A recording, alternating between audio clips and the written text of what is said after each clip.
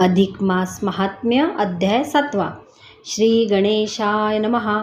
वाल्मिकी ऋषी म्हणाले, विष्णू प्रसन्न झाल्यावर सुदैवाने त्याची स्तुती केली. विष्णू म्हणाला, तुझ्या तपाने मी प्रसन्न झालो आहे. तुला काय वर हवा तो माग. सुदेव म्हणाला, मला पुत्र नाही, तो द्यावा, एवढेच माझे मागणे आहे.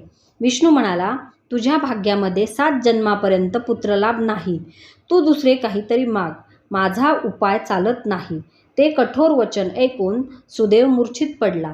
त्याला सावध करून त्याच्या पत्नीने म्हटले, व्यर्थ कष्टी का होता? आपल्या भाग्यात असेल तेच भोगावे. हरीला सांगून काय उपयोग? दैव अनुकूल नाही असे आपण समजावे आणि देवाची भक्ती करीत आयुष्य घालवावे. गरुडाला मात्र वाईट वाटले.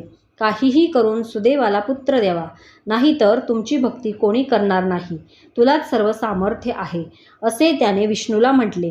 ते ऐकून विष्णूने त्याला म्हटले, तू सुदेवाला तुझ्या अधिकारात पुत्र देऊ शकतोस. तेव्हा गरुडाने त्या दोघांना पुत्रप्राप्तीचा वर दिला व विष्णूला पाठीवर घेऊन तो वैकुंठाला गेला. सुदेव ब्राह्मण पत्नीसह आपल्या घरी राहू लागला.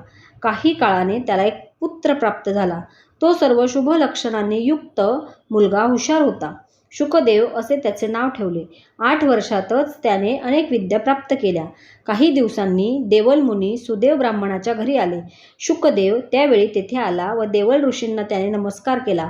त्याची लक्षणे पाहून देवलांना फार आनंद झाला आणि कुतूहलाने त्यांनी त्याची सर्व लक्षणे पाहिली. तेव्हा मात्र ते सुस्कारा टाकून स्वस्थ बसले. त्यांची मुद्रा पाहून सुदेव चिंतेत पडला.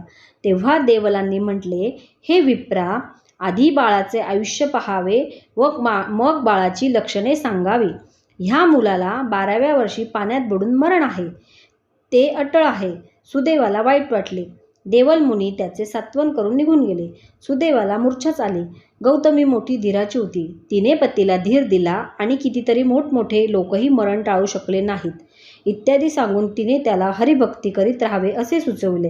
अशा प्रकारे तू पूर्वजन्मी सुदेव होतास व तो पोपट तुझा मुलगा होता असे वाल्मिकी ऋषी म्हणाले.